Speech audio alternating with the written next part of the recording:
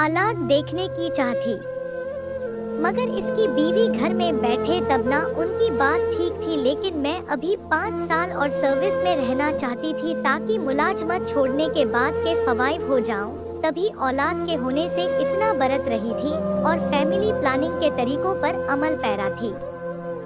मैंने शादी को अभी तक अपने दफ्तर वालों से पोशीदा रखा था। मेरी मुलाजमत के औकात का ऐसे थे कि मेरे लिए बच्चे की पैदाइश के मराल तय करना और उसकी परवरिश बहुत मुश्किल काम था।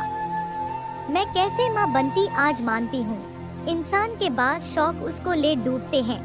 अगर मजबूरी माली हो तो और बात है, लेकिन मेरे साथ ऐसा ना था। औलाद भी एक नेमत होती है और वक्त पर औलाद का होना ही एहसन होता है।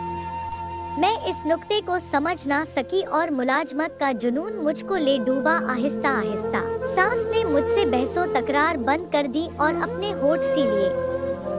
जब उनकी आरज़ू हसरत में बदलने लगी तो उन्होंने अपने बेटे के साथ मिलकर कुछ ऐसा गठजोड़ कर लिया कि मुझे कानों कान खबर ना होने दिया।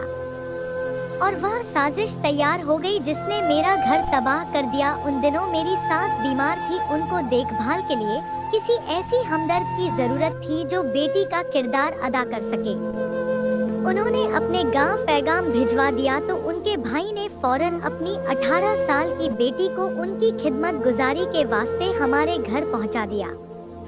नबीला ने आते ही अपनी फुफो की देखभाल शुरू कर दी। वक्त पर खाना बनाना, उनको नहलाना धुला, कपड़े तब्दील कराना, गर्ज तमाम काम दिलजुई और मोहब्बत से करती।